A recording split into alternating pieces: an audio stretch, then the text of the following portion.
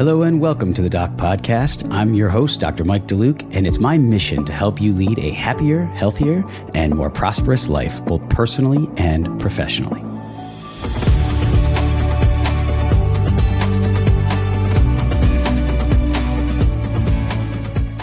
Hello and welcome to this episode of the Doc Podcast. Today, I have the privilege of sitting down with one of the true pioneers in our profession, Dr. Duane Grummons.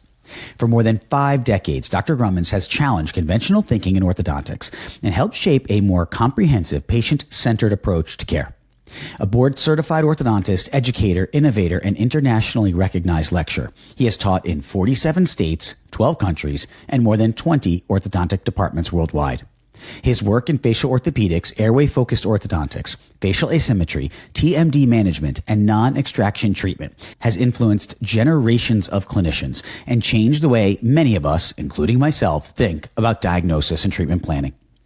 Long before airway became a mainstream topic, Dr. Grummons was advocating for earlier intervention, looking beyond the teeth to understand the relationship between facial growth, breathing, function, and overall health. His contributions to frontal facial analysis, orthopedic face mask therapy, and airway-focused care continue to impact practices around the world. In today's conversation, we're going to explore the remarkable journey of his career, what led him to become such an early advocate for proactive airway-focused treatment, and why he believes orthodontics must move beyond a reactive, tooth-centered model toward a more comprehensive diagnostic approach. We'll also discuss how he has maintained his passion, curiosity, and enthusiasm for the profession over more than 50 years, along with the lessons he's learned from a lifetime of innovation, teaching, and patient care. On a separate note, we still do have a few spots open for our early orthodontic treatment comprehensive course that is being offered in Fort Lauderdale, Florida, this November 13th and 14th. This is going to be an amazing collaborative event that you do not want to miss. So go to earlyorthotreatment.com. That's earlyorthotreatment.com to learn more and register today. And I'll put a link to that in the show notes as well. So without further ado, let's get on to today's episode with Dr. Duane Grummons. Enjoy the show, everybody.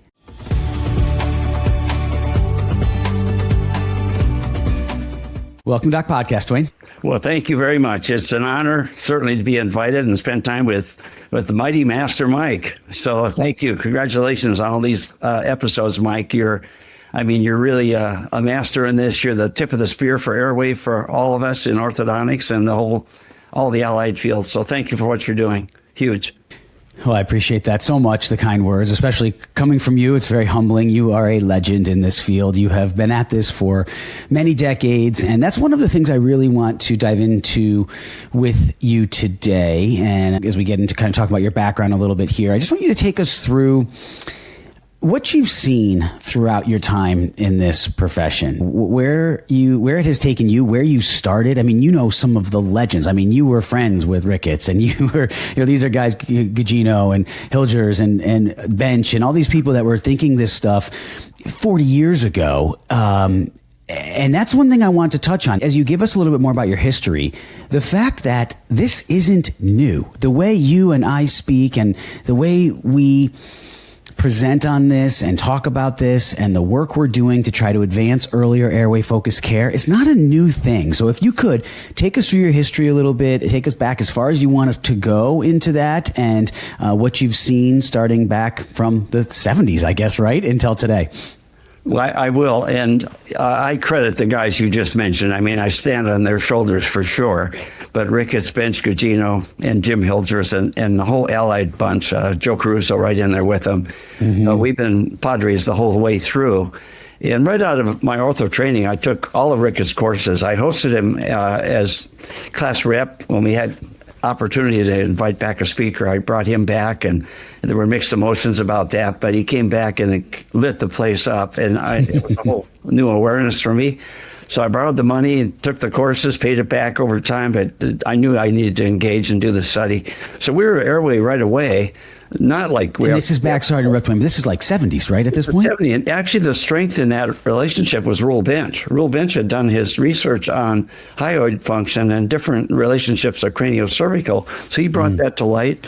And then Rick made us carve and learn each of the cranial bones and then function of and all the sutural stuff. So we were in that early, and all the craniofacial stuff, the facial descriptors were just embedded into us in the course of those many weeks of study. So it was how I learned to practice, and I had to find my way. We all begin in the beginning, right? So that was my new beginning out of ortho. That's when the learning really began. So I credit them. And it then ties into what did we do with early studies, how we took 2D and tried to make it 3D, bringing frontal into it, but obviously 2D imaging, but how we made that important, and the TMJ piece of it began to weave in. And then we got into all the medical legal of the 80s and 90s with TMJ stuff, orthodontic situations. I was drawn into that because I had mostly adult patients in Marina Del Rey. And so that was an issue thing. And of course, I preferred the kids. I treated my own kids in deciduous dentition and then mixed and permanent. And so that was my philosophy, training, and belief. And it stuck the whole time. And then we get into the image of today, cone beam. I was early in that. 2002, I was at the AAO in San Francisco when Newtom was introduced, Deuce and Gugino, and I was in their booth. In that meeting, I was on the program on frontal and transverse relationships. It fit in perfectly to come down and get some images from them and put them into the presentation that day. So I was early in. We had our own unit in 06, and the truth was now in front of us in the imaging, and it let us grow and become what we know today, and we're still learning. So it's a brief summary of kind of where I've been and where I'm headed. That's awesome. And we'll definitely loop back in and incorporate a lot of that past as we go throughout today. But thank you for providing that initial summary. And what's so interesting, and I would love to hear your thoughts on this, what I kind of referenced before of that, when we talk about airway, people, you'll hear it, and whether it's on social media or even in our orthodontic Facebook groups or at our meetings, you'll hear people say it's a fad, it's a phase, it's this new thing that people are promoting to try to make money. And I'm not going to say there aren't people who abuse that term and try to oversell, right? I always say I'm not treating airway, I'm treating the patient. And when you treat the patient correctly, you can have an amazing benefit from an airway perspective. But there are a lot of people that oversell this and overpromote this. So that aside, we'll kind of leave that aside, knowing that in any profession, you're going to have outliers who are outside of what they should be doing. But this isn't anything but mainstream, in my opinion. So tell me a little bit more about what was being discussed about airway back when you were talking to Ricketts in the 70s. Yeah, well, it was important. Open mouth posture, mouth breathing, all that was significant. I had a speech pathologist on my staff for 12 years in the late 70s and 80s as a part of that functional stuff. That's amazing. Speech path, and she was my staff. But she had her own practice also. But it was a time also when our kids came along. We're treating our kids, and that's when a lot of our colleagues are drawn into taking interest in this because they see the problem in their own kids. And it's true for me too, and true for my colleagues. So it gave me a lot of support there in the very young community. But that led me into treating them at 4 and 6 and that sort of thing because of the airway.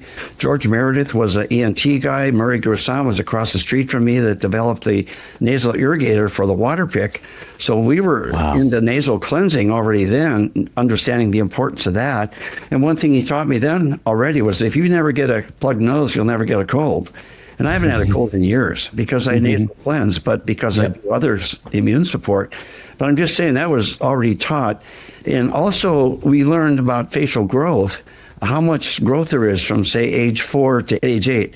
So let's just say age 4, roughly 40% of the face developed, and different for brachyface and dolical, but let's just round it at 40. Let's say at age 8, 80% is developed. Well, to go from 40% to 80%, plus the fact that during that time, underneath the cranial base, the face is developing from having been 40% of the total facial height and the cranial volume 60% on a youngster, age 2. That now becomes 60% lower face and 40% upper, which really means the lower facial 2/3 develops really rapidly and significantly, volumetrically as well, between 4 and 8. So a lot of maturation. Well, if there's that much growth, that is the time to be in there doing the orthopedics. That's when the face is developing. So it makes sense. We're going to get the most response in those age range when the kid needs it.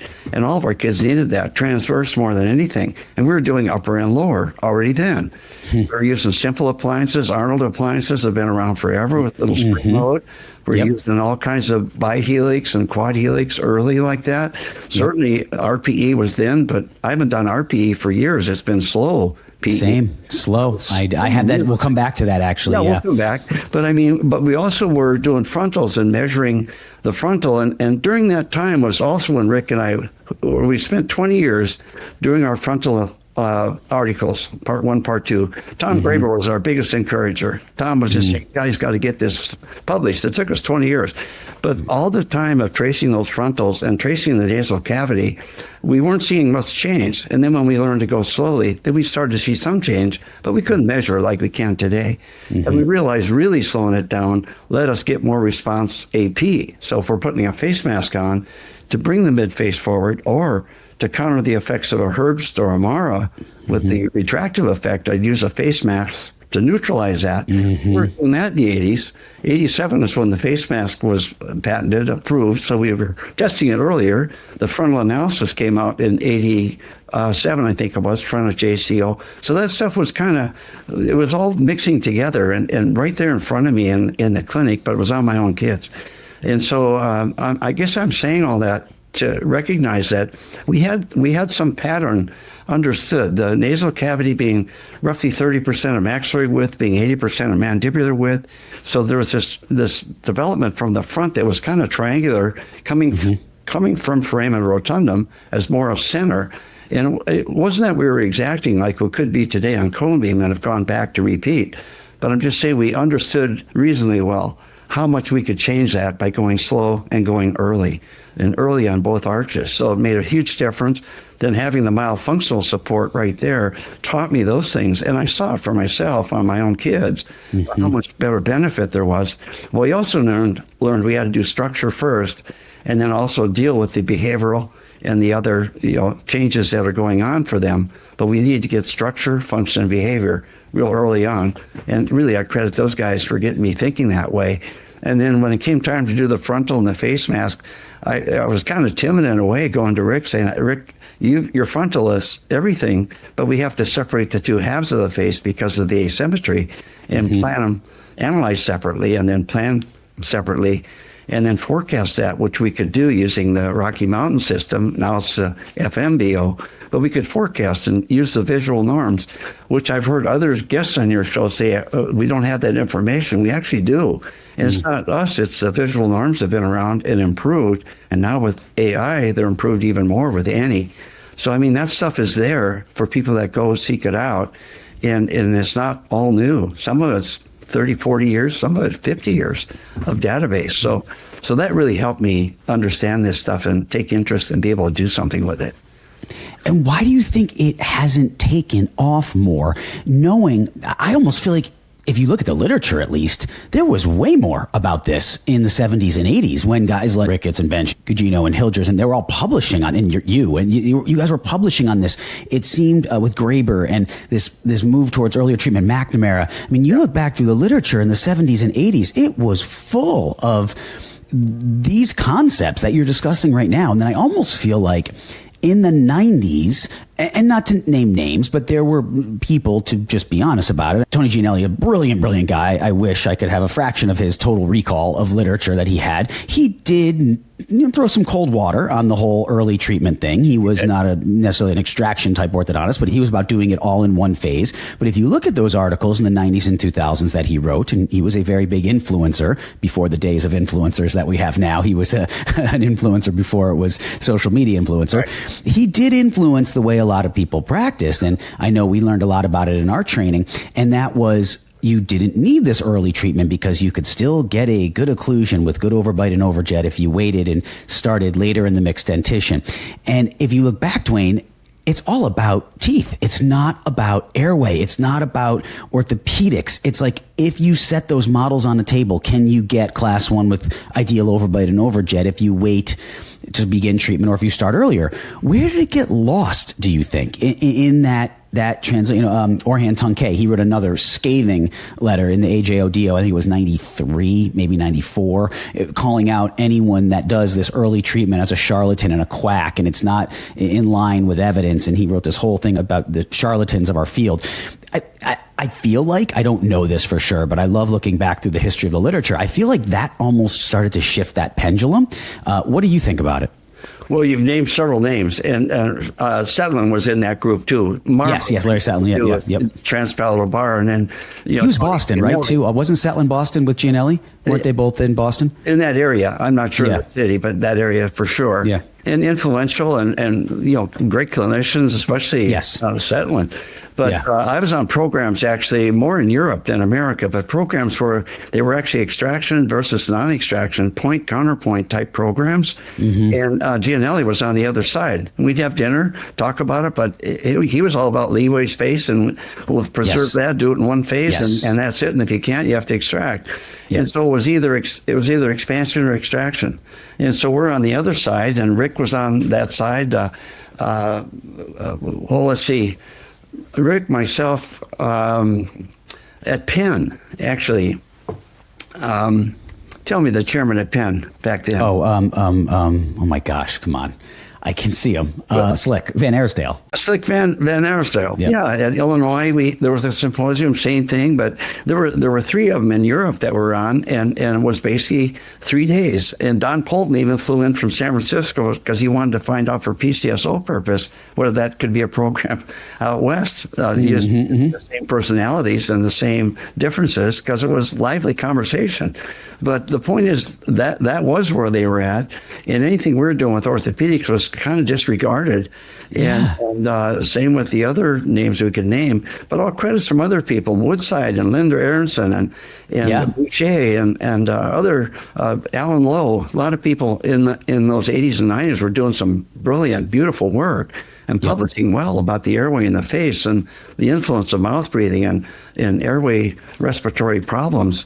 And for me, I just have to throw something out. When I was in dental school, I trained as an inhalation therapist.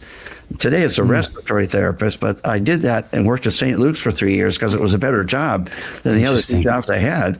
But I had no idea how it would give me an interest and prepare me for what we do today. And so there's just an appreciation and respect and admiration for respiration and the value of carbon dioxide, not just oxygen. But back to the point, it got lost in the 90s. I think TMJ at that time, with all the things that happened, the lawsuits, I think people got away from it. A number of us, including McNamara and Lyle Johnson, wasn't in on this, but his opinion was important.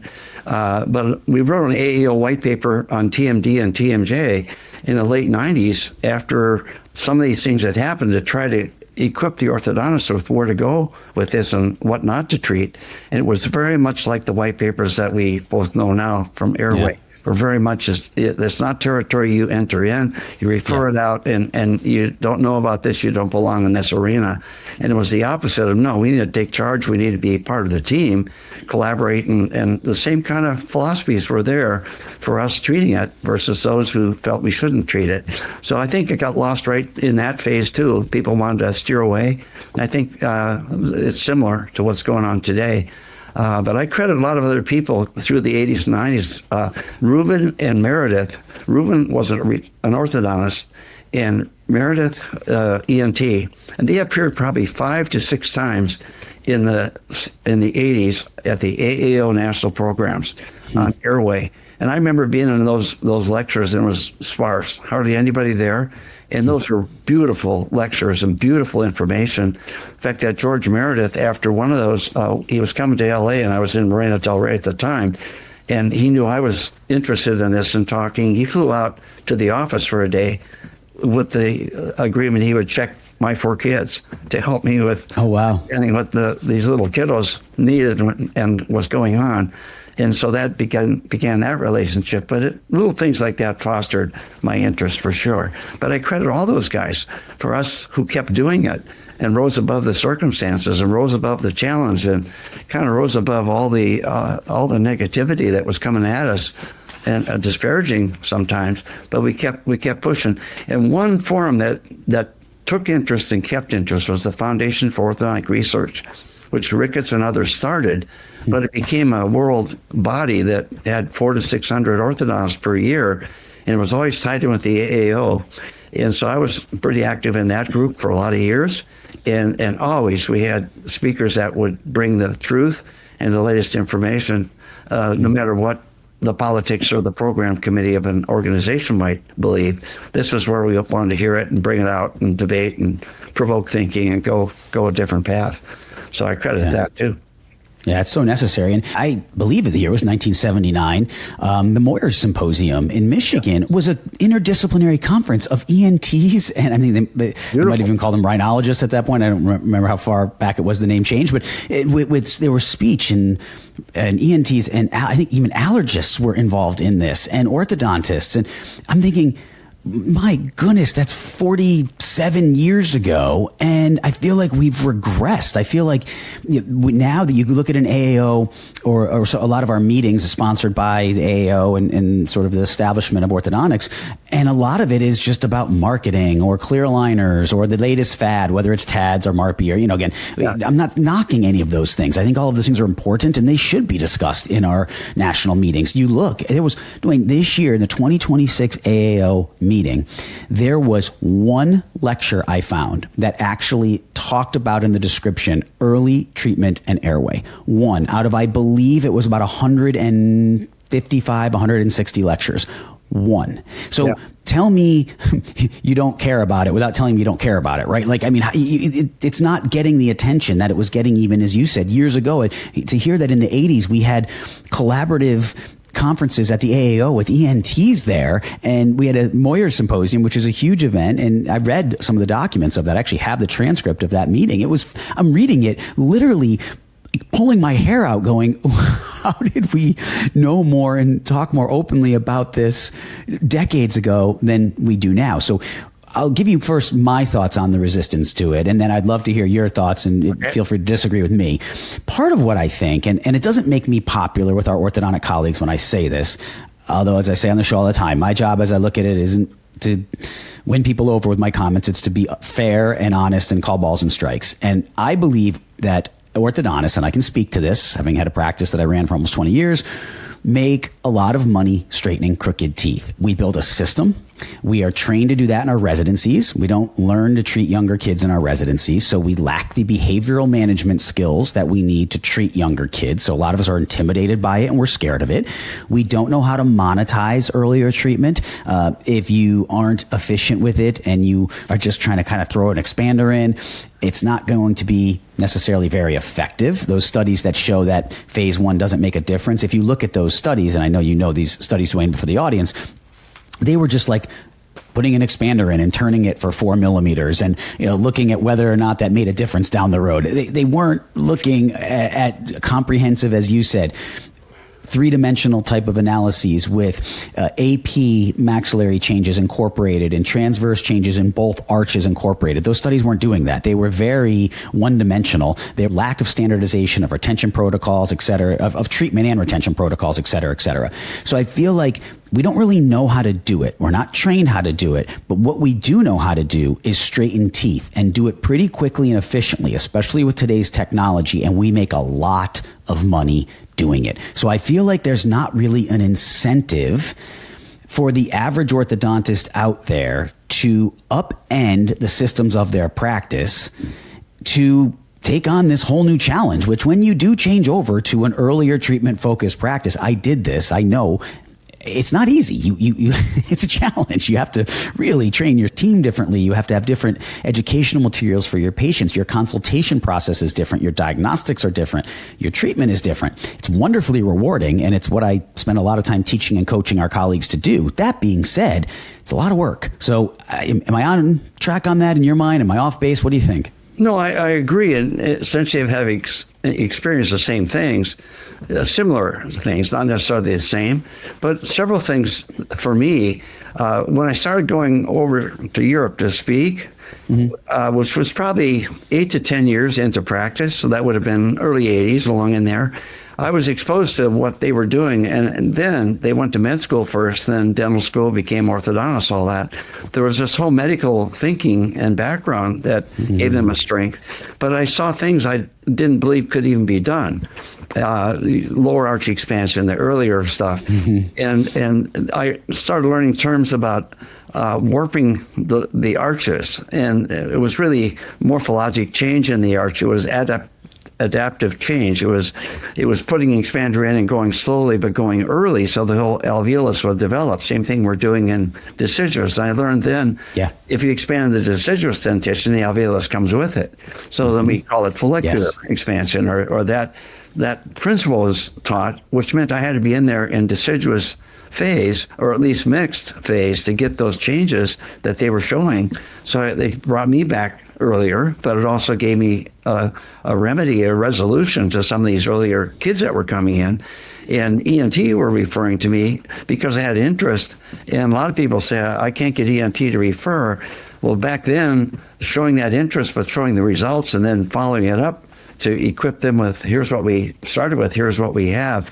Here's subjective history, here's objective findings proving that there was a benefit of what we did. That brought them on board. And then doing a lot of in-service with them, doing their morning meetings for just 10 minutes, showing something we could do before they scrub and go. That was beneficial. And then take it forward to today with cone beam and stuff. I had a lot of docs here in the Spokane area that would rely on us to take the cone beam and send it back to the ENT offices with all kinds of screen prints and information and sinus images, all kinds of upper lower airway, and it really it just brought them on board. And so it wasn't hard. And in fact, a piece that I would suggest is off the topic a bit, but when you have those screen prints, put some in the mail. Of course, we all transfer them digitally and securely, but put a few in the mail so that they come into the staff, and the staff see this and go, "Wow, this is amazing!" And they talk it up, and they chirp, and they tell others, and it helps your practice. But it gets the word out more than anything, and so the Europeans really helped me learn a lot. It is kind of a touch and go with our colleagues. They don't want to spend time in the exam, and it does take a lot of time when you bring this kind of patient into your practice. And for me, with the very young ones, what I've done a lot of years, and I did this in Marina Del Rey. I had relationship with pediatric offices, dentists, pedo. But I'd go in their office and scrub, and then we'd have sedation, and I could go in and put appliances in on very young patients. Managing a 3-year-old is way different than 4 or 5. 4 or 5 is a lot better, and 6 to 9 is better yet. But I'd often go to their facility, and I did that up here for years, where we'd go in from maybe 6 to 7:30 in the morning and do one every 30 minutes, use sedation if needed, usually not IV, so that made it easier, and do things, get back in the office, run our day. But I'd take one assistant with me and use one of their assistants, and that's how we would handle a lot of very young patients, because they don't necessarily blend well into our practice. But once we had the approaches in, we brought them back into the practice, and they were fine. They were fun. Yes. We made it fun. Yeah. And nowadays with scanning technology and it's such a different world to do this, and with clear aligners and things you can do with appliances that are comfortable for these kids, it's just so much easier. And I think what you said is really key, is it just doesn't fit within our practice systems. It's not our model. I gave a talk not long ago at the Florida Association of Orthodontists annual meeting, and I asked everybody, please, by show of hands, be honest, raise your hand if you want an anxious, somewhat hyperactive 5-year-old in the middle of your busy clinic at 4:30 on a Wednesday afternoon.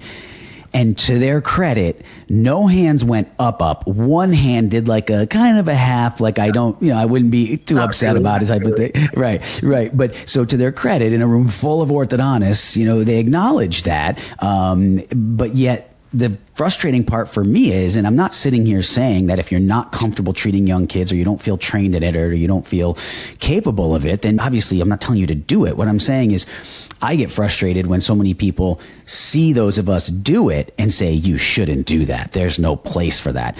Duane, I heard a colleague of ours, who I won't mention the name, but everybody probably would know who this person is. I heard him on a podcast, so it's not like I'm saying anything, telling tales out of school here. It was on a podcast, say that orthodontists should be very careful treating kids under the age of 6, and that if there are any lawyers listening, they should start looking into potential for liability for orthodontists treating kids under the age of 6. This is a thought leader in our field. And the justification was, I can't get my 5-year-old to take Tylenol. How am I going to do expansion on a 5-year-old? And my thought was, the fact that you can't get your 5-year-old to take Tylenol doesn't mean your 5-year-old doesn't need the Tylenol at that given moment if they have a fever of 104, right? So it's like he almost defeated his own argument. It's like the point is just because you're not equipped with the behavioral skills or don't want that 5-year-old that's antsy in your practice, fair enough. Like, that's your practice. You get to do what you want to do. But to be calling on lawyers to start looking into orthodontists, providing earlier care, I just thought that was so offensive. And I think that hurts I know that intimidates people, because after that talk I gave in Florida, in the Florida Association of Orthodontists, I had multiple people come up to me afterwards and then reach out to me privately afterwards and say, thank you for providing the evidence, the data, and backing it up, because I was afraid I would get sued for treating kids younger and earlier. But all that you have shown over this past 3 hours, I am now totally confident that I'm on sound medical legal ground. So I think that's actually a part of it. I think there are a lot of people out there who are just kind of scared and intimidated, and they don't know the history. They don't know what someone like yourself knows. So what would you say to those of our colleagues out there who are thinking more in terms of airway, earlier treatment, and they just are scared to take that leap? Hey, everybody. Quick question. How many kids are you seeing who are mouth breathing, snoring, not sleeping well, maybe struggling with focus or behavior in school? You know something's off, but we're never taught how to treat these patients early. So we wait for more teeth, wait for maturity, wait for the permanent dentition. Meanwhile, that child keeps suffering. Well, it's time to change that paradigm, which is why I've partnered with Dr. Daniel Camacho to launch the Early Orthodontic Treatment Comprehensive, a hands-on, 2-day immersive experience in Fort Lauderdale, Florida, this November 13th and 14th. You'll learn to identify these patients early, read CBCT images, coordinate with medical and OMT colleagues, and deliver proactive dentofacial orthopedic treatment. You'll study real cases, then watch it done live on actual patients. So you'll return home with the confidence needed to implement it in your practice on day one. And the support doesn't stop there. The registration fee includes my full 26-hour online course, a live remote case review in spring 2027, and a full year of discounted coaching. And if you enroll by June 30th, you can save $1,000 off the registration fee. We're keeping this intimate, just $20. So click the link in the show notes and grab your spot before it's sold out. We'll see you in Fort Lauderdale. Well, several thoughts come up. First of all, Mike, I credit to you for using so much validation in all of these podcasts and these messages, because you really get into the literature and you bring it forth to support everything that's getting said. So credit to you, and thank you for doing that so deeply. And then the guy that said that about his son and Tylenol, I mean, it's two guys were talking. One said he couldn't do it. One said he could do it. They're both right. Because the one can't do it because he doesn't know enough to even take interest and then have a passion for it and to see the benefit to kiddos. We want those kids to have quality of life. We want those kids to thrive. We want the moms to have remedy, not go office to office and can't get help for the child. So I want to take interest in answer to the moms, but mostly answer to the kids, and make the difference that they deserve. And then back to they're growing differently at that age. The problems are there. If we screen and we question, the problems are there. And when we have a few come in and they send their friends, now more come in, they're all legit problems. And we ally with the ENT or the other PED, the other professionals, whether it's speech or whoever you name, dietitians, all the ones involved, and they're validating also the findings, and we want to team up and help those kids. It's just hard to argue what's wrong with that we're a part of that, and then we believe that we're the experts in growth and development and facial development and everything about modification and in the face. And let's apply that. I mean, we're orthopedics, right? Thank you. So let's go and take the lead. Let's take up our part and play the game and contribute. I mean, we don't hold back. We're not fearful. It's like, let's lead. Let's get out there and make a difference and contribute. So I don't hesitate a bit, but I need to have ground. I don't like what some of our colleagues, I've heard one colleague lecturer saying, if not you, who? Meaning like, well, we'll teach you to go out and just be an airway dentist and do some ortho appliances because your orthodontist up the street isn't doing this sort of thing. So you should jump in and do appliances. And if it doesn't work, then try this one. And if that doesn't work, try that one. Well, I've got background in the Air Force. My son and I flew airplanes, do stuff. You don't take off and say, we'll figure it out when we get in the air. It's like you have a flight plan. You got to have some basic diagnostics and proof and direction to what you're going to do with an outcome. There's an intended outcome here, and so then tests along the way. So I mean, I do want us to be scientific about or have a really deep bit of data, subjective, objective, and more.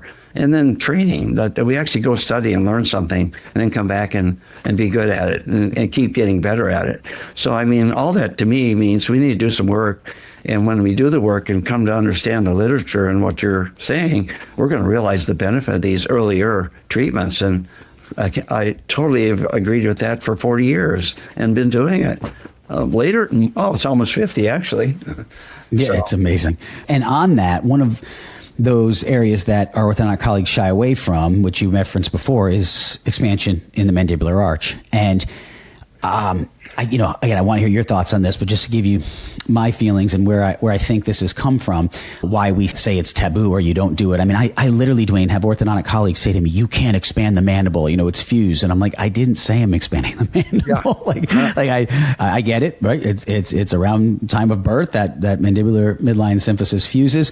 Unless you're doing some sort of corticotomy or cut with distraction, you are not going to be expanding the mandible. But you said it perfectly. That is, you were doing dental alveolar remodeling and expansion along with dental tipping and uprighting to put these teeth over the bone, where I have yet to find someone disagree with me that that's where they should be. I mean, the ABO standards, the curve of Wilson, it should have less than 1 millimeter or less between the height of the buccal and lingual cusps of the mandibular molars. On the long axes of the teeth. Exactly. You don't restore an implant at a 45-degree angle. I mean, we know this. We know that teeth that are rolled in over time, you're going to have greater incidence of periodontal breakdown on the buccal surface based on the load and the force distribution. Sure. So we don't argue over that, yet orthodontists will say if there's no crossbite, you shouldn't expand the mandibular arch or expand the mandible. And my contention, and I think where a lot of that comes from, is if you look at a lot of, getting back to the literature, in the 80s and 90s, Little, Rydell, Stein,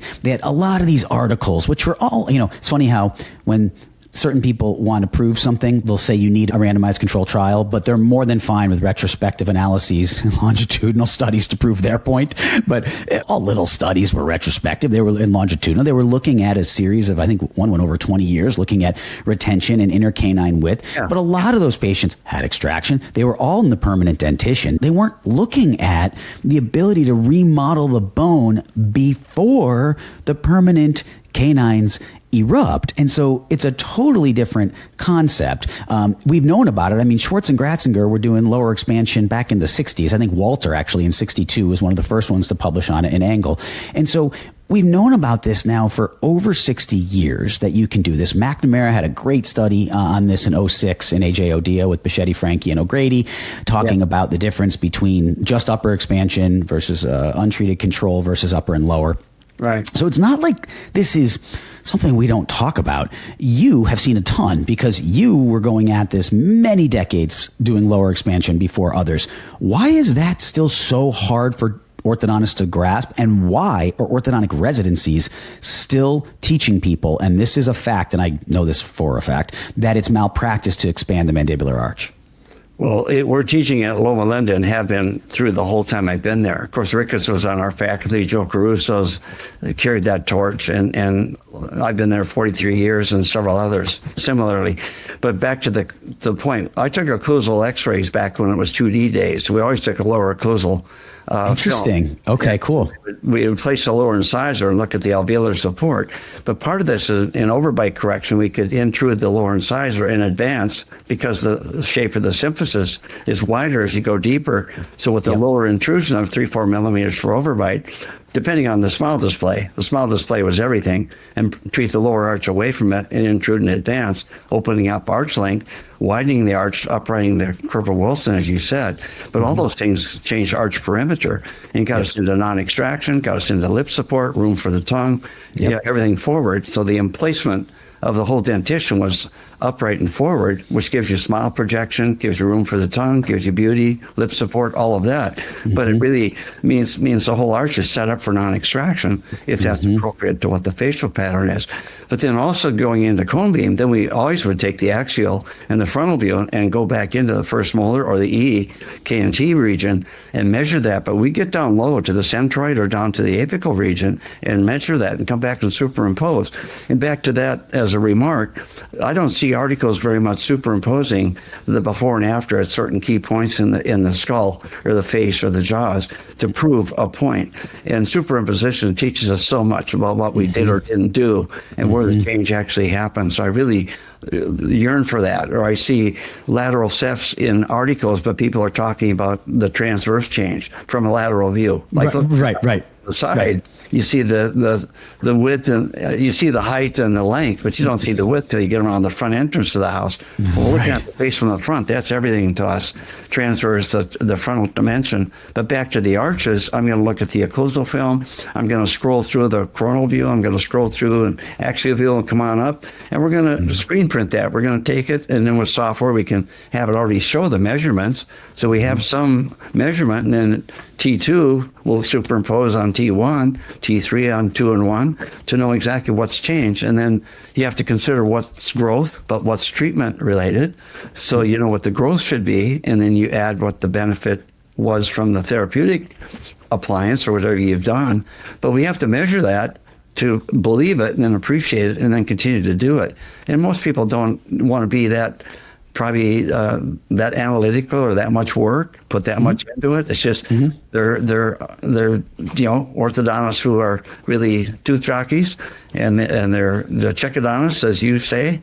They're very quick. I mean, in my recent years of doing locum tenens, I actually went to an office where the exam was done at the first appointment. They came in, saw the staff, got the contract for what the treatment fee would be. They're in for the first visit to place brackets, and now you complete the analysis of what the patient has, and for insurance reasons and for charting reasons.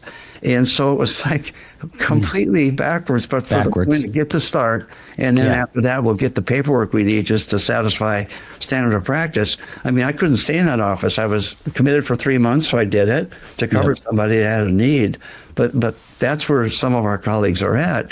So they're not going to get back and do the work we need to do with these patients who have a lot of findings, and we have to go deep and wide and then do something about that and then recruit the colleagues we need to be the team of collaborators to take care of it. And once we do, it's huge.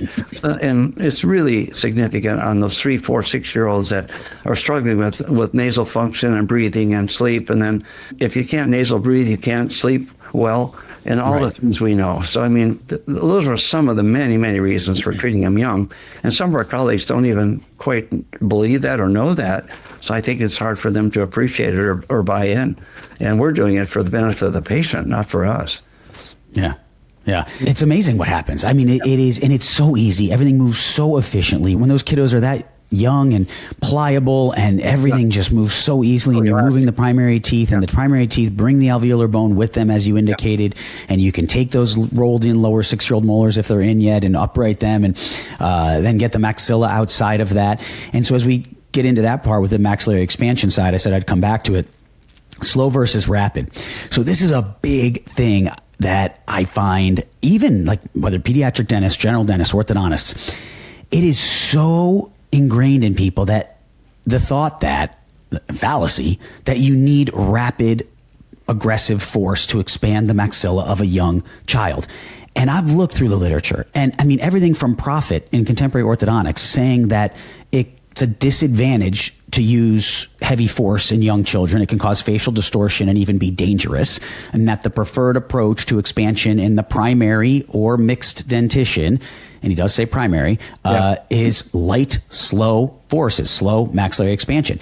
Going back to the early 70s, Oshima's story, they were doing these studies looking at radiographic changes. Ricketts had a ton of literature on this. Guy you probably know, Chaconis from UCLA, right? Chaconis had, he had a great article in 81, I think it was 81 or 82 in AJO, about showing the amount of activation of a quad helix at 8 millimeters of activation. You got about 400 grams of force. So we've known for a long time, and actually Bert Melson had an amazing study in AJO in 75, and she did a coronal slice through the maxilla of the histologic slices, and she labeled it as the 3 stages of sutural development: the infantile, under the age of 10, juvenile, 10 to 13, and adolescent, greater than 13, and said that in the infantile stage, which is when in a coronal view, think of it for the audience listening, it's kind of like a Y. It's like you have the top of the Y going out left and right, and then the midline suture is just this wide open highway. There's no interdigitation to speak of. So you don't need heavy forces. And we've known that, Bell did a lot of work on this in the late 70s and early 80s. And a lot of this is in AJO and in Angle. So you can see these studies where they show radiographic separation, and people say to me all the time, well, Mike, you don't see a diastema, so you're not getting expansion. I'm like, the diastema's already there because the bone isn't fused. Right. So you just put light physiologic adjustment and you get physiologic sutural adaptation, which is less traumatic and has been shown to have greater stability because it's a gentle remodeling. I don't know why this is so hard for people. I mean, we have colleagues of ours who are now talking about putting MARPs in 4-year-olds. And I am not one to say, look, I'm a big believer. People should practice how they could practice as long as they can back it up and substantiate why they're doing it. From a biology standpoint, I'm not sure why that would be necessary. Right. I find that the light forces, as you said, you get better results. And full confession, when I came out of my residency in the early 2000s, I was putting RPEs in 6-year-olds and having them turn them once or twice a day. And that is, I don't know what evidence that's actually backed by in that age population, but I did it because that's what I was taught, and that's what I thought you did.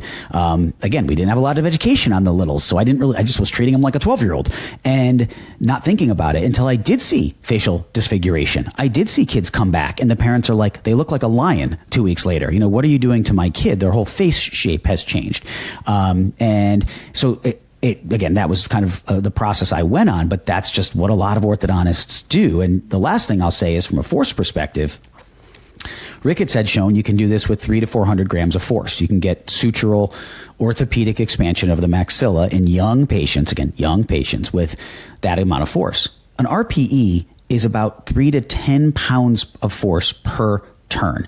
And if a pound is 454 grams, you're talking magnitudes more force on an RPE than with the type of expansion needed. So with all of that, please help me try to figure out, because you've seen and gone through so much through your career, why slow maxillary expansion is still such a controversial topic in young kids. Clarify, again, in young kids. There, Mike. Let's go through it. Sorry to throw that all at you. First of all, let's go all the way back to when we're doing the lower arch expansion, mixed or decid, or even permanent, but especially the younger patient.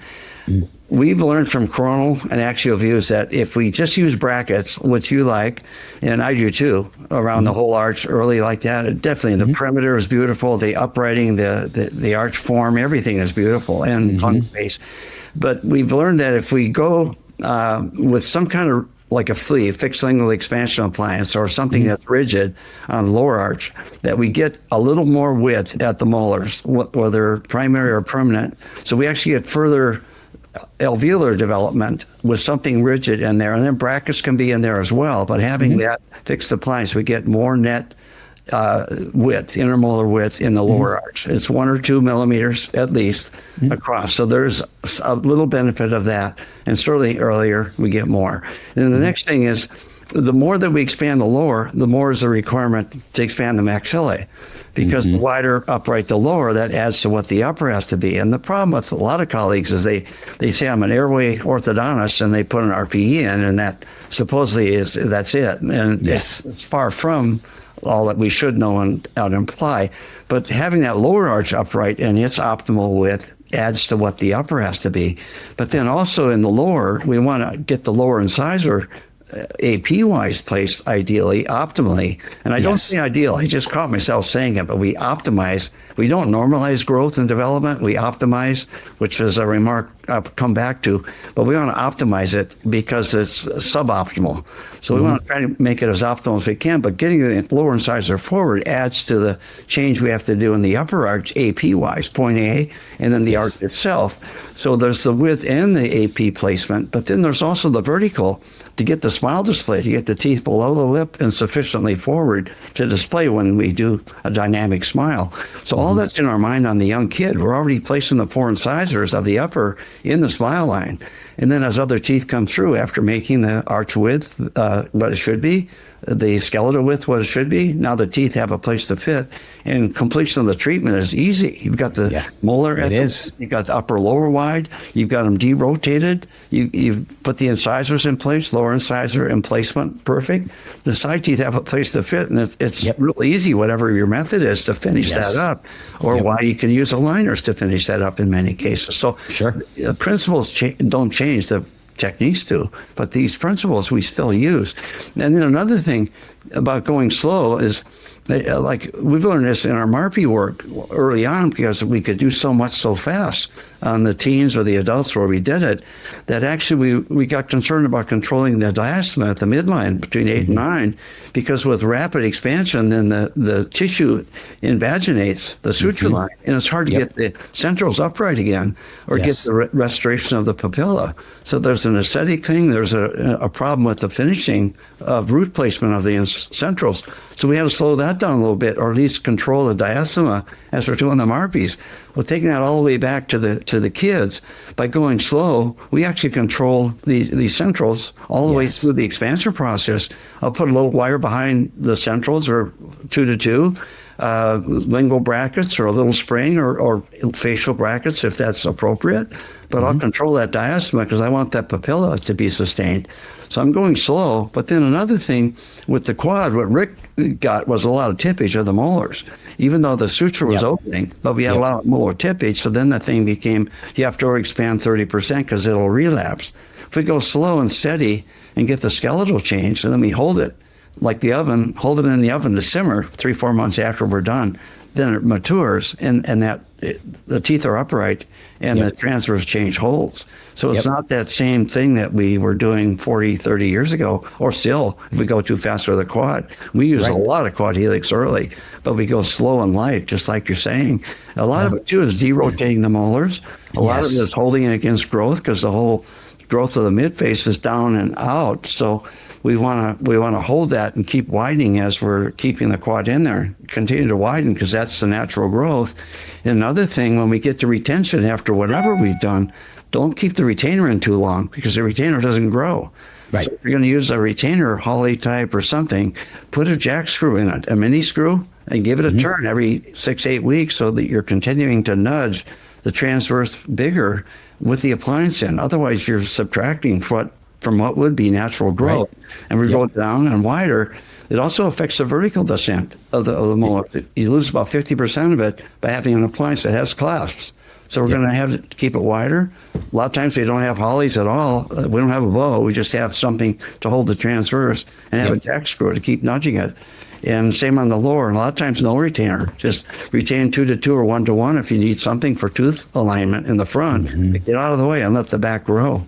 Let the tongue function, have the lip seal, have the tongue up in the palate, up lock for good swallow, nasal breathe, and let function happen. Let the kid thrive. Yeah.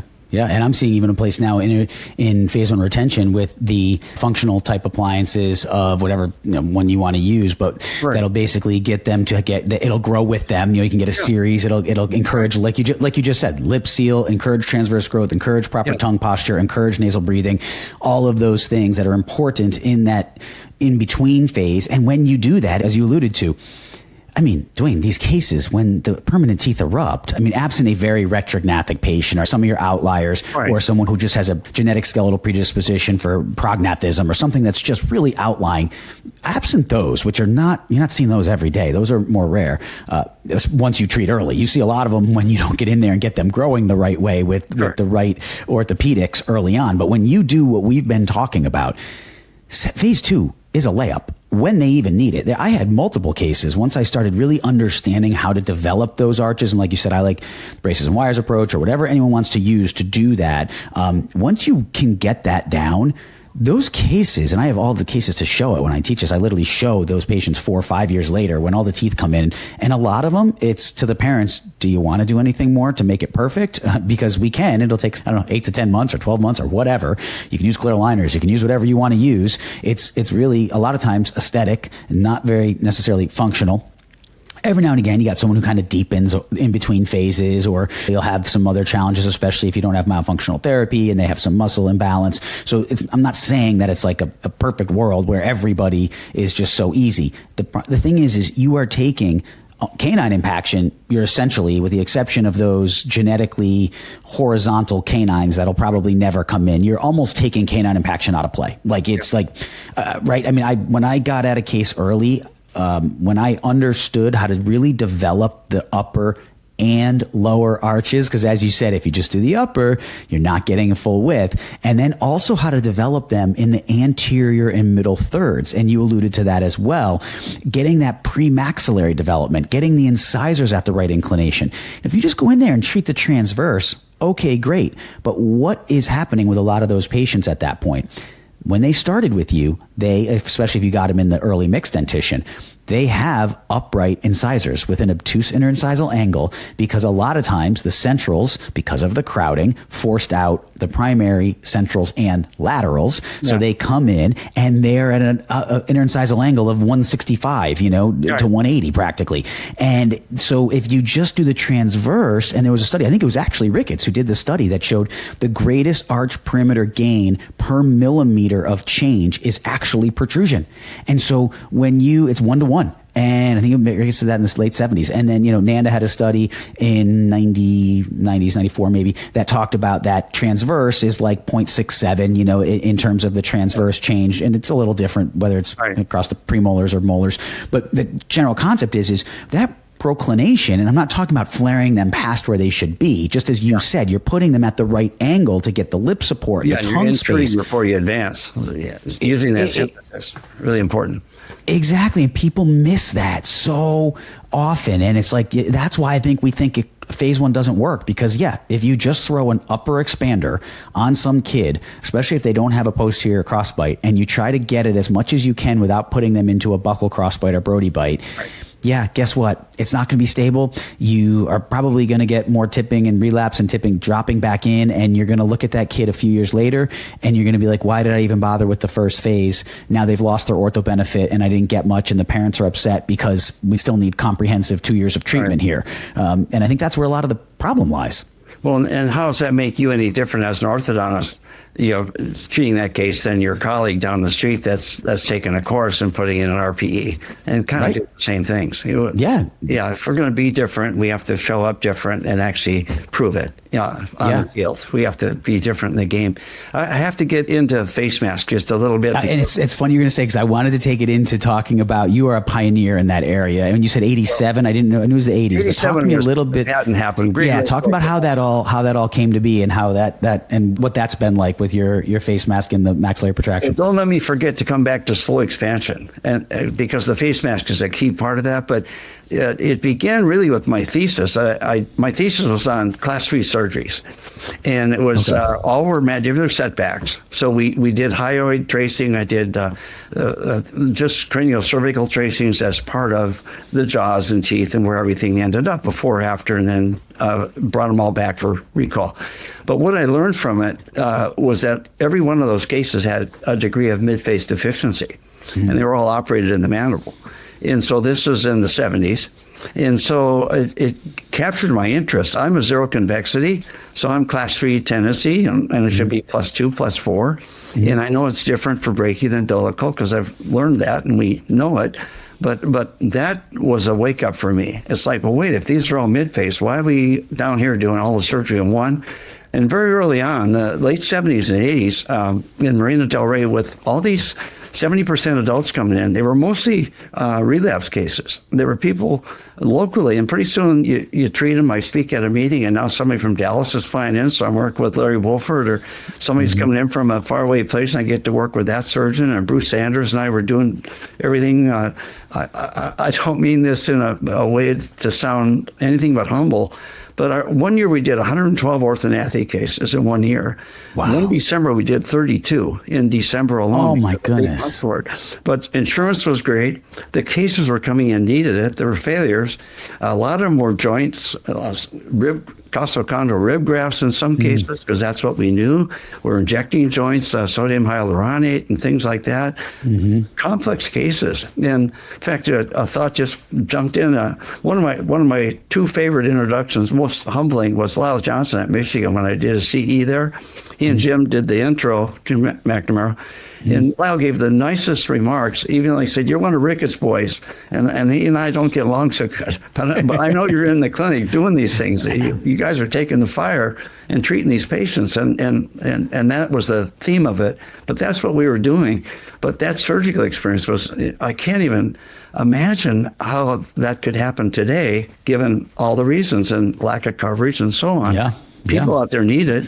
So more recently, say working with Moahead, like Reza. Yeah, with Reza, yeah. Somebody like that. That's the same talent that Bruce has and had in his practice. We were doing double jaws chins, Dolwick, or some of you name around the country back then. That's what we were doing when it was appropriate.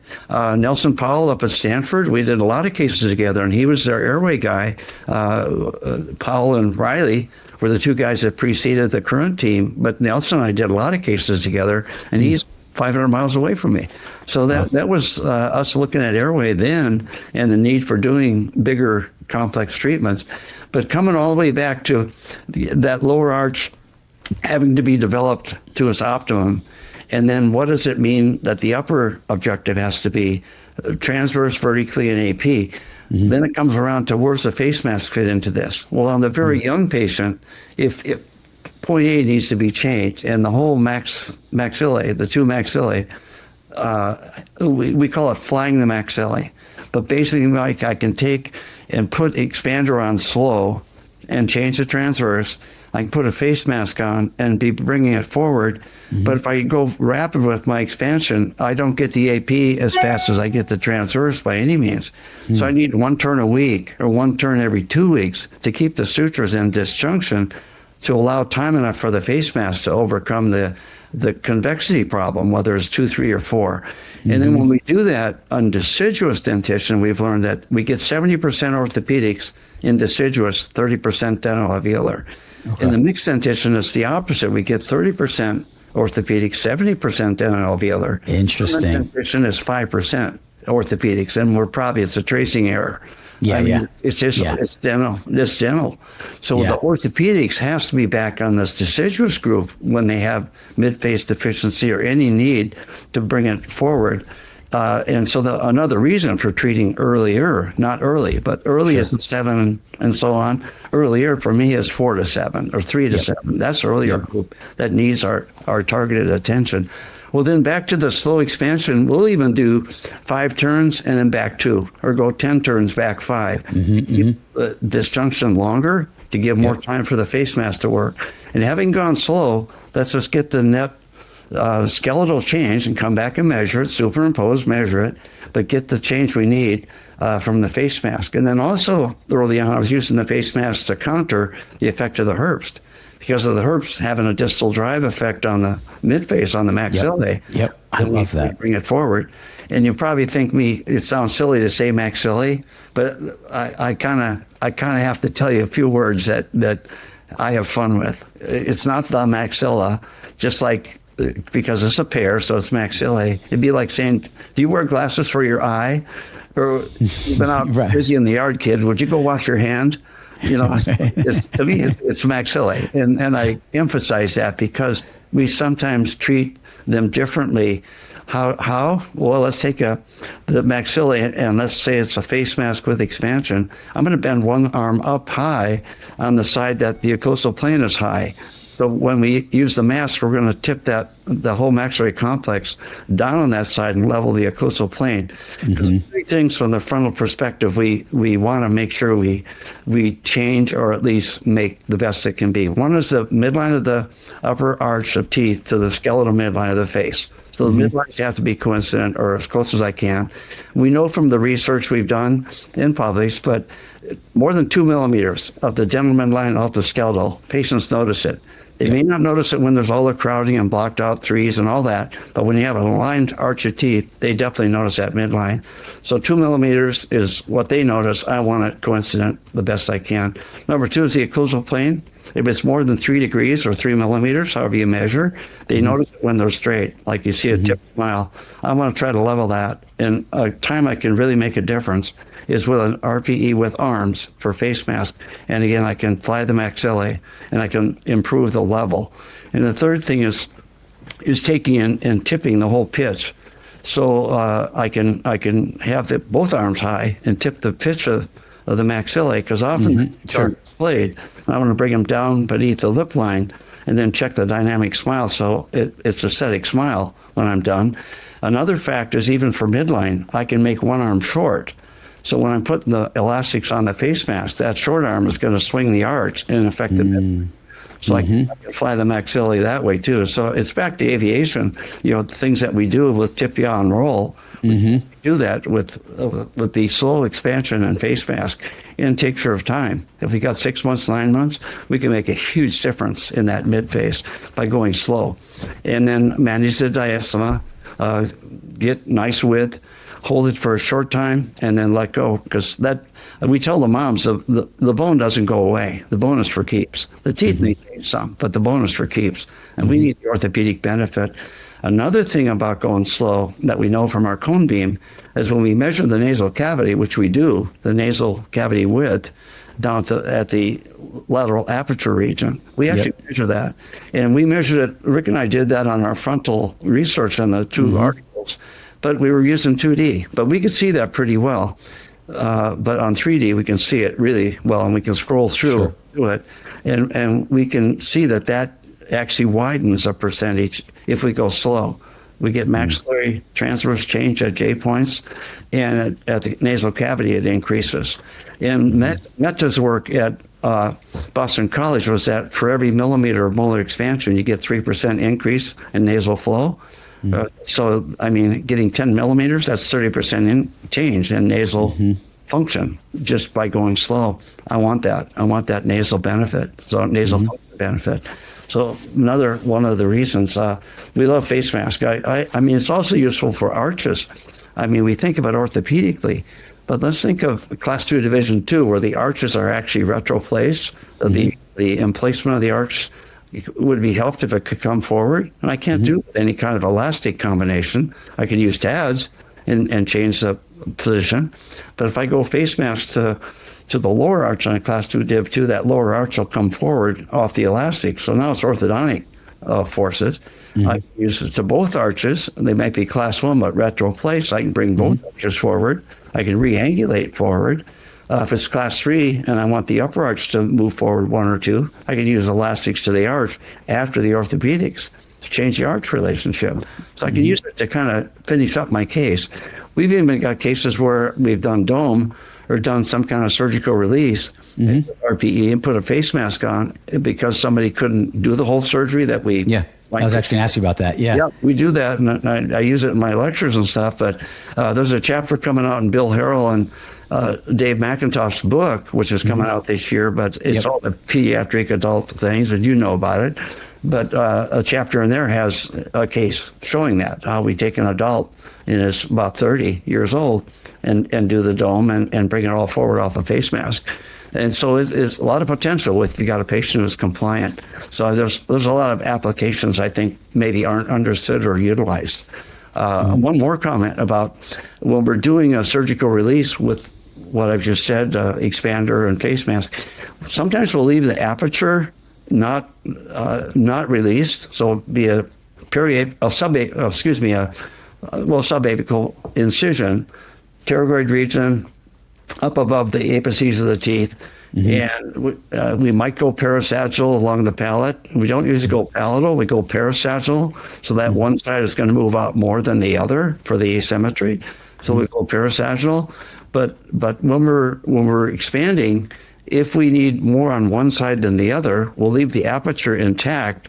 Everything in the procedure, start the turns, maybe do 10, 12 turns to get one side expanding, and in office come back and just release the aperture, and now both sides expand. So one side went more for a few turns, and now both sides go equally, and you resolve the asymmetry. Well, usually when the upper is asymmetric, the lower arch reflects the same asymmetry. So if you expand the upper and it's symmetric, the lower can upright. So now your lower expansion has a screw on that side that's narrower at the corner instead of center. And now that lower posterior segment uprights to match the upper. And now you have symmetric upper and lower. So it's just thinking outside the box without getting lost out there. Yeah, no, that's fascinating. Then what about face mask and MARPE? Are you seeing, I don't think I've really seen anything published much on it, but I know there's some clinical stuff where people are having some, or at least trying it. If a patient, as you said, just doesn't want to go through orthodontics and they're willing to go through MARPE, but are you seeing that or any evidence? Like I know you had some of the research in your studies as well as Peter Nan's done a lot on this with the RPE, a turn it to loosen the circummaxillary sutures, even if you don't need the transverse, and then unturn it just to kind of loosen them up. Is that something you see happening with MARPE in the near future? I don't know. I like what we're doing with MARPE, but I'm not using them as young as colleagues are because we've got these other methods that have been completely effective. But I like the MARPE. I have not used the mask, but I've thought about it a few times where I've got zero convexity or +1 or something, and I want more brachyfacial pattern where I want to add to the convexity, and I can. So I'm thinking of it. No, I have not done that, and I haven't seen colleagues who have. But I've done it with dome or any, SARPE type stuff in the past. Okay, interesting. And then you said to come back to SME and face masks. So I know we were just talking about that, but in the context of what you're designing your expansion appliance with, are you using the quad helix and having face mask arms off of that, or are you putting a Hyrax in and turning it slowly? I use a quad secondary. I'll use the fixed rigid appliance first to get the most alveolar change and have things stable and really get the sutural change I want. Plus I want the mask. The mask takes more traction, heavier force to produce the forward movement. So we do need, ideally we'd want 2, 3, 4 pounds if the patient can tolerate it. We're not doing that, but we want heavier force for the mask to do what it does. So quad helix I'd use after the appliance comes out to sustain the width and maybe add to molar rotation.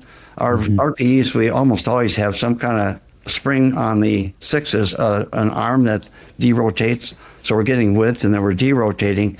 I published the 3-way appliance years ago. Jim Hilger certainly has his appliances, but we've similarly done the same thing where we like to derotate the molars and get arch length at the same time.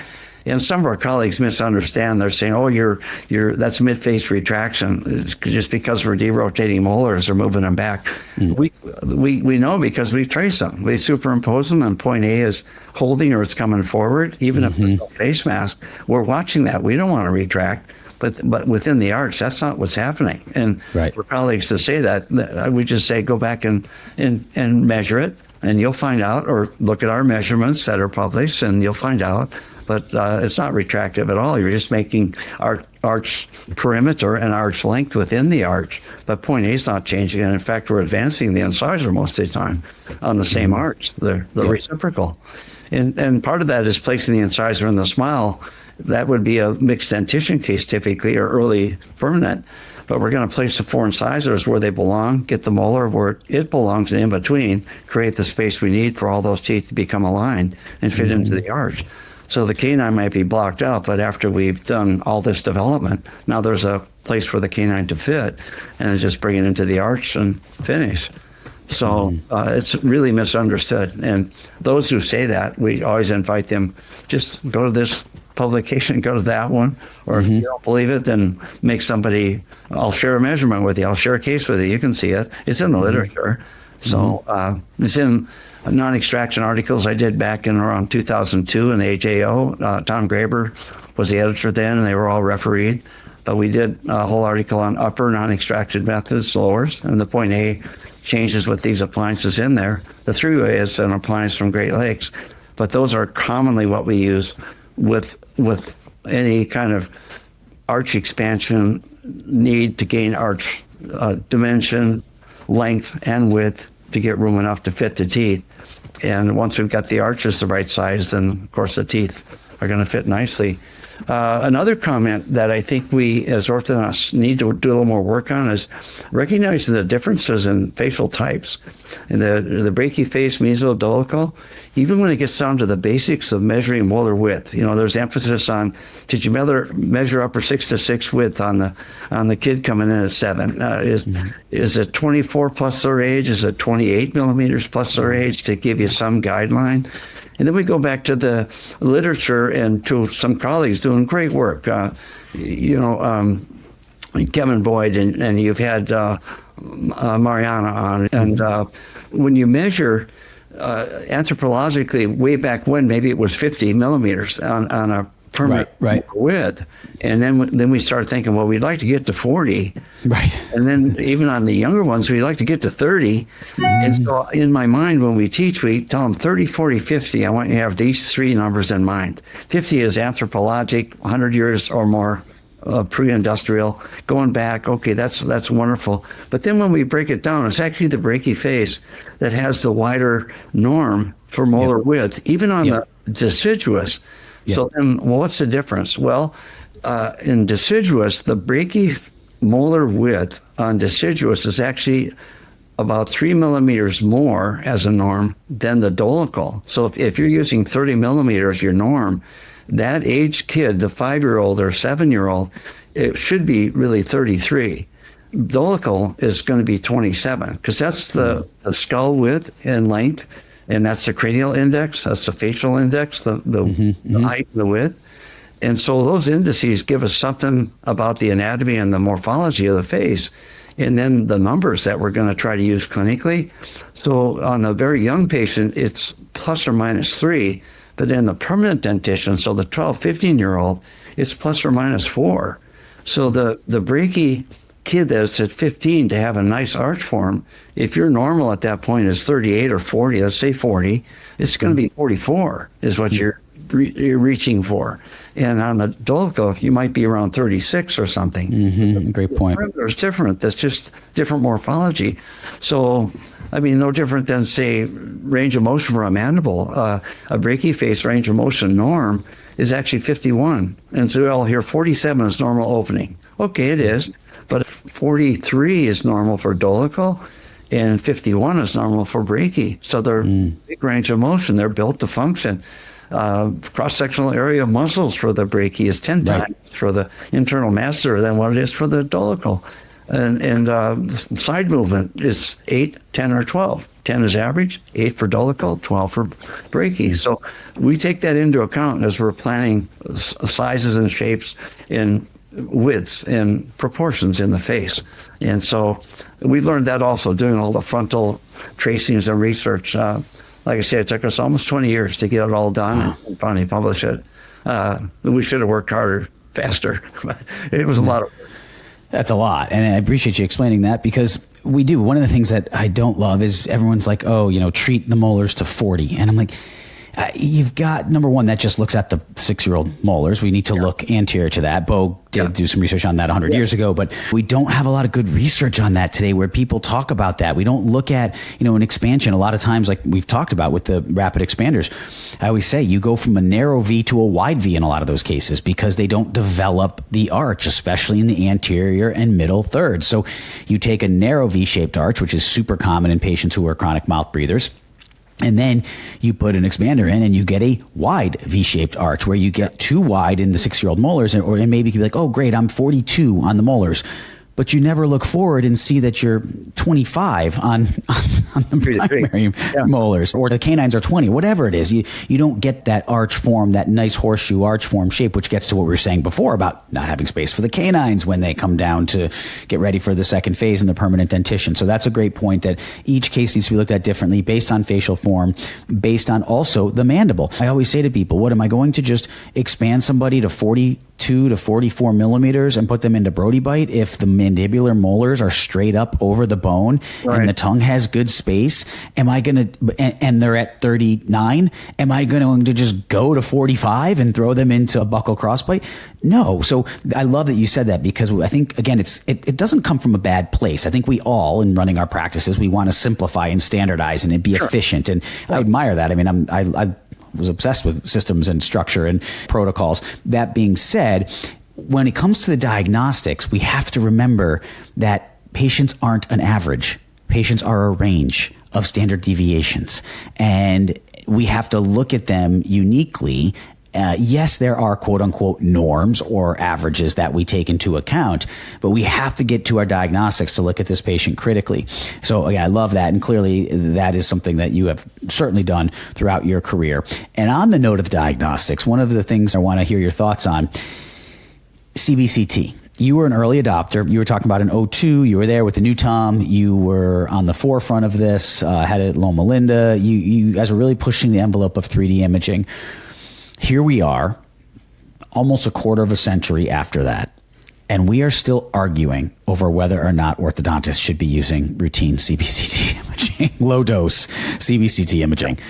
I want to hear your thoughts on that, Duane. Like, what is going on, and why is this still, knowing that as a caveat, I'm fully aware that lateral cephalometrics took 20 to 30 years to become commonplace after 31, when it was introduced at Case Western, with the Bolton Broadbent Bolton, not sure which way it goes, the cephalometer. And I will also clarify, I've said this on the show before, but for those who haven't heard, it started as a 3D image, in the sense it was two-dimensional images, a lateral and a posterior-anterior, that they then ran mathematical calculations to create 3D measurements, because it came from craniometrics and anthropology, where they were looking at a full skull, and they were trying to extrapolate that into a living human, where you couldn't look at the skull and measure the skull.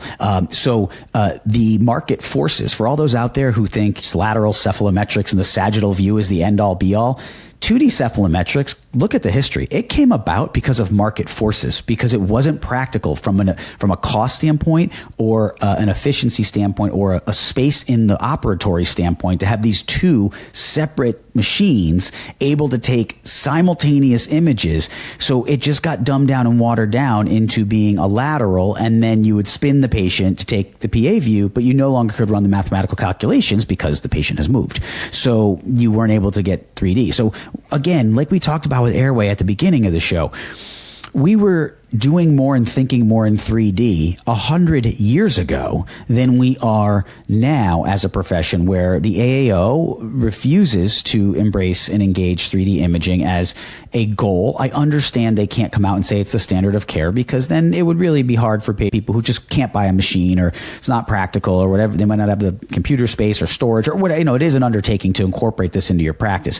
That being said, isn't there some middle of the road where we can start to at least acknowledge that seeing in 3D is better than seeing in 2D? And when you can take a 3D image for comparable radiation to 2D, the average layperson out there and people in the public hear that we are not wanting to see it in 3D, and they honestly think we're crazy. So where are you on this? Well, I mean, you've covered this so well in your broadcasts in the past, and I mean, it's kind of an old argument. It's hard to even go back and debate it, because it's so far from current debate. I know, but why do they still fight it? Why are our colleagues saying like 3D shouldn't be in the ADA? And I'm not knocking the ADA either, but they just came out recently and said that it should not be routine imaging, especially for children. Like, what is going on? Well, there's a piece there that I would agree with. I see the patient before we take images. Which is fair. They come in and they just, routine protocol is you take the images and we'll walk in and examine the patient. I believe you should prescribe them. So we prescribe the images, and we actually write a RAD report in the cone beam world. So that's something that's a management piece. But that way, sure. I just think that's appropriate. But also that tells me what field of view I'm going to want, and controlling the ALARA concerns, all that with patients. I feel like we're answering to that by first seeing the patient, prescribing, and then go from there. And so a lot of times we need a full field of view for all the reasons. And sometimes it's obviously one arch or both arches only, and big difference. But I like some of the work that's done by radiology engineering people, governments published and all that, to show that the risk from cone beam at these microsievert levels, 8 microsieverts, 20, 30 microsieverts, all of that is way below any risk level that you'd get from being in the airplane out, in ambient radiation, all the things that they compare it to. So I use that to be able to help the patient understand what is this radiation, but also my colleagues. So I guess if you can't believe the truth, or when the truth is known and you refuse to accept it, then that's on you, and meaning the person who's questioning us. So, I mean, I feel like it's well documented, supported, and validated by other sources, engineering, radiation, people like that, and certain references the companies provide. I've been on board. We had our own ICAT in 07, end of 07. So I couldn't operate without it, but then it was over $200,000 to invest, and I went ahead full scale with the software program from Dolphin Airway. I had an Atomage. So, I mean, we have the best that you can have because it gave me so much information. And it was a leap. It didn't pay for itself, really, but I couldn't do without the information and how much it meant in patient care. And so I just can't operate without it. Even in the practice I went to this year in Coeur d'Alene, Idaho, I'm running that practice for a year, then training up the new doc that'll run it next.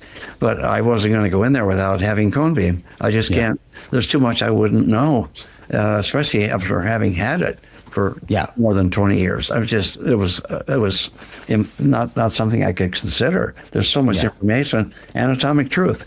And so I think there was another part of your question. Part of it was the risk and why it's not applied.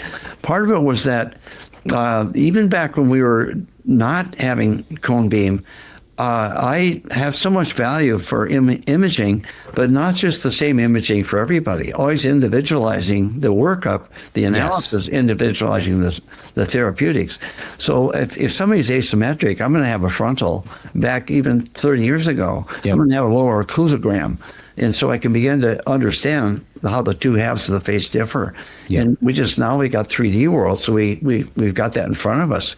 I rotate the volume, so I get 3/4, I get tangent views, screen print those, tangent views, screen print, get all kinds of unusual observations, but I save them because it shows me something in the face or the sinus or the upper airway or something that needs attention. I also put a lot of emphasis on cone beam for what I can see with the turbinate regions, and it's huge. Nasal passageways, huge. When am I going to need DICE procedure done to analyze that obstructive region, or where's the collapse? What's really going on with the soft tissue inflammation?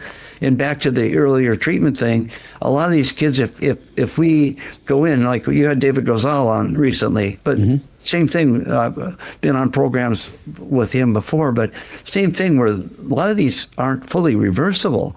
Even though we get in, we can do things, we think we can fix it if we wait till 8 or 12 or they grow out of it. A lot of these things really aren't fully reversible. And the kid hasn't been able to thrive all those years. And we haven't considered what's happening to the brain. What are they compared to what they could be? What are they doing compared to what they could do in the way of performance and development and thriving? I mean, those are all the reasons that earlier treatment is beneficial, putting the kiddo first, instead of the fact that I've got an opinion and I'm stuck with that. Kind of the quote of don't be hung up by the things you already believe. Wasn't it Steve Was that Steve Jobs? It sounds like Jobs, yeah. One of those guys, was one of the management guys, but people are listening with an intent to respond and disagree because they're hung up on their own beliefs, and they can't let go of that. And I think there's some of that going on, and a lot of it is the expense. I can't spend that kind of money on it. We're going to go together in a group or open a lab or get a facility and get the radiologists involved. There's ways that's why we opened those 32 labs. It was not for us, but to help colleagues in their area be able to do the things they saw us doing. Yeah. And I compliment you on something called dual didactics. I mean, I did hands-on courses about 15 years where we had 10 orthodontists. It was ortho only, but we brought 10 at a time for 3 days or 6 days. And now you're doing that with the hands-on mic. So that is huge, and that's very important to have them come in and buy in to see it and have you prove it. And now they see the benefit.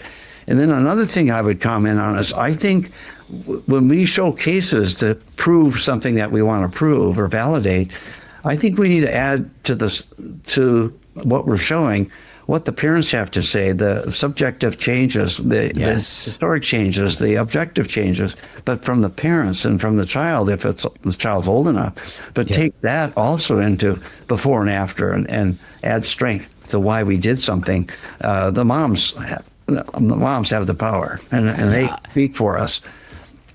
I love that, and that's something I started to do later in my private practice career. But with the residents, we're going to be doing much more of that because I regretted not doing it earlier. I'm so glad you brought that up, Duane. And this is what I did later in the last few years of my career. And some people can go to my website and you'll see if you go to testimonials, there's some of them on there because I just literally got to the point where I'm like, I had so many parents, a lot more the moms, some were dads, and saying, you just changed my child's life, and they breathe better, they sleep better, they're doing better in school, they're mixing better with their peers, they were reading 3 grade levels behind, and now they're one ahead. And you heard it, and anybody out there who practices like we practice knows exactly what I'm saying. You hear this all the time. Yeah. Oftentimes there's tears involved, and so the parents will come to you crying, like, thank you. You have changed my child's life. You've changed our family for the better.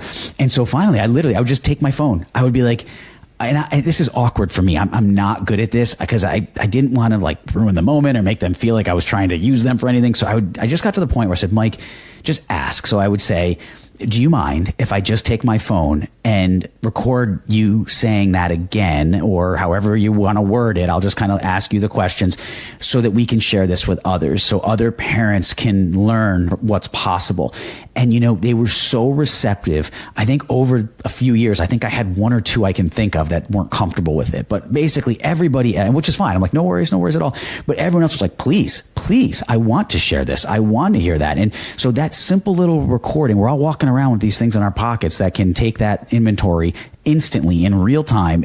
60 seconds, 90 seconds. You're not doing a 5-minute interview here. Right. I would do it when I did I would always come into my D-bond conferences. At the end, my clinicians would put the before and afters up, the CBCT. I would review everything, which is another huge thing I wish every doc did, was do a D-bond conference. You can do it in 5 minutes, review where you started, where you went, and especially in these early treatment cases where you changed airway and you changed function, take the time to call attention to that, because some of the parents do honestly forget. If you're a year later, sometimes they're like, you know what? Holy cow, Dr. Mike, I forgot they used to snore. This is amazing. So it's really beneficial. And then they will then pass that on to others. And they leave there in awe of what happened. And when you show them these pre and post images, it's really powerful. But that was the moment when these parents would open up. When sometimes the kiddos would open up and they were like, I feel so much better. And I'm like, do you mind if I just take a video? So thank you for bringing that up, because I don't know if I've really highlighted that ever on the show before. And I wish I had taken more videos than I did.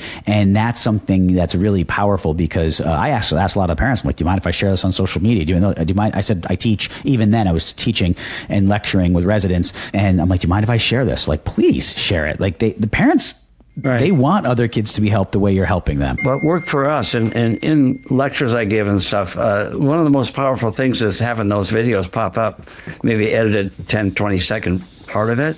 But we have an area of the office where we have lighting and privacy, and one of the staff do it. It's just, I find it comfortable to have a staff, any staff we have them all cross-trained, but any staff can go in and just ask what you just said, and then the posting, and then get the consent. There's a special form. Yep. If you ever want to post it, so make sure you have that. Yes, agreed. But I have we had a so-called our social media consent. A good point. Yeah, just have something. But I mean, I've had 2 medical legal. We've had 33 that I've done for AAO over the years, but 2 in the past 3 years or so. The last 2 actually were related to social media postings and promises made about airway treatment that didn't happen because somebody really isn't an airway colleague. So I'm just saying that's starting to show up a little bit. But do it and let the staff. They do a beautiful job, and parents, I think, receive it differently than you and I, who might think, oh, is he trying to promote himself? And we're not. Obviously, we're not. We're passionate about what we do. Mike, I know we're getting to the end, but I'd like to try to just jump in a little bit on our facial descriptors, because I've made a point of that, and I don't think it carries much weight. And part of it is maybe not believing there's something there in the way of facial norms and growth guidance. It's genetic, and it's certainly influenced by the epigenetic, environmental function, all the habits. But the anterior cranial base length, if it's long, we're class 2 in the mandible. If it's short, we're class 3. So simple. It's right there in front of us. Facial axis, the bend of the mandible, point A convexity, lower facial height. Look at the hyoid. Where's the hyoid? In a class 2, the hyoid's way back, encroaching in the airway, the hyoid complex. Obviously, when we have a class 3 or brachyface, the hyoid's way forward of a pterygoid vertical reference. It's really interesting where the hyoid complex sits and how much that affects that lower pharyngeal airway. Problems of that. So it's right there in front of us on the imaging. If we bother to look, we've got to look at the maxillary plane, whether it's high or low and tipped. It has everything to do with the vertical development of the face. The bend of the mandible, we call it mandibular arc. Ricketts gave it the name, but it's the bend. And so the face gets longer, but the chin is recessive from that. The ramal length, the condylar length, the condylar process, those areas, just look at them. They're highly varied in faces. And so that bend of the mandible changes the morphology and the height, the space for the tongue, and where the hyoid goes. So that all of us in the mandibular third of the face. So I really like those descriptors to help us. Coming around from the front, I've already described that we have to look at midline of the arch to the face, the occlusal plane, and then the chin location. And there's a lot we do when we just do a chin augmentation as part of our treatment plan, because with the chin, we bring the hyoid, suprahyoid group up, the hyoid complex comes up, opens up that part of the airway. So with 3D, we can come back and image that and superimpose that. Big difference just by doing chin procedure. Or it's a reason why if we do combo surgical procedures, we want that chin located for the sake of the hyoid complex and what it does to the airway. So things like that maybe someone who hasn't had that experience doesn't appreciate the importance and value of thinking about that, looking at it, and then doing something about it. So descriptors really matter. Yeah, I'm glad you shared that. And I think that's the interesting theme of all of this, Duane. And I so appreciate you taking the time to explain this. And you have such a clear understanding of it. Obviously, you've immersed yourself in this for decades. And really, we stand on your shoulders, those of us now who are doing this. And with the article that we put together that you were a part of, you were a huge help. Sometimes I needed your motivation, your inspiration, and your positive words. You're always encouraging colleagues. You're always lifting others up. You're always there to, if you've you sending me a message like, you got this, Mike, keep going, you're on the right track, you're a warrior here, keep fighting. So appreciated. Yeah, the spirit, I told you that, and intentionality is so obvious. I mean, thank you. Fight, finish the race, keep the faith, that sort of thing. Yeah, and I always like to tell people, rise above the circumstances, just onward, upward, see at the top, because we just keep climbing. And I think that's probably the flight days and all that kind of stuff, but that's how we see it. When there's something there, whether there's anything, we go around it, we go up and over it, or we go right through it. But just up and over and just keep going. And for those that don't believe or don't know, they probably don't yet understand. And so you're way up and ahead of that. So just stay the course. Well, thank you. I appreciate the kind words and your concern for your patients and understanding the diagnostics and looking at them at more than teeth, as you were describing facial descriptors and all of these different components you're looking at, and your intense knowledge of the facial growth and the way the different types of malocclusion and facial forms and how they all tie in, ultimately leading to superior treatment, I was struck thinking, how sad is it, Duane, that there's still some of our colleagues out there who walk in the room for a minute, they look with a mirror and they say, class 2, crowded, extract upper bis and walk out and let, the TC do it. Right. And I just thought, you're everything right about our profession. And I mean that. You are everything right about this profession. And I really... Well, no, I mean it. And I wouldn't say it if I didn't mean it. And we all should aspire to 5 decades in be as passionate and as driven to perform at a high level and also educate the way you are. And that's, I don't want that to get lost, that you're an educator and you're somebody who cares about teaching and really you've changed this profession in a tremendous way. So it's been an honor to have you on this show and to have this conversation with you and to be your friend and to have you there by my side as well as I'm fighting the fights I fight. I really, truly appreciate it. Yeah, we're in this together, and I'll probably add one last thing. You want to think about health span, not lifespan, but health span. You're a healthy guy. You're taking care of yourself. Me too. We put good fuel on the body, but I really think about it for my brain. You think, oh, you're an older guy. How can you still be the oldest guy in the softball field? Out there banging around. I love it, of course, but it's that. You got to take neural brain support supplements. We have neuroplasticity, ability to repair, and all that stuff for things. So immune support. There's all kinds of stuff to keep you from getting colds, getting sick. So we want to be well and thrive, but we've got to take care of ourselves by the fuel we put in. But then with supplements, and there's a whole lot of things I could talk about. But I mean, even the basics of, I don't know, just creatine or some things like that we actually need for brain function and muscle mass and all that. But for function, it's beautiful for function. Liver support, all these kind of things. Look into it. Get interested. If you have a question, write me. I'll share with you. But I get joked about because they go, "Is that fake hair or is that real hair?" I'm not wanting to bring attention to that. I'm just saying, if you take care of yourself, the body kind of response. So encouraging that too. So wish you all wellness, and I'll see you at the top. Mike, it's an honor. Thank you. Well, it's been an absolute honor, Dr. Duane Grummons. Absolute pleasure, my friend, and thanks so much for sharing this with the audience. You bet. See you at the top. All right. Thank you. Same to you. Bye. Bye.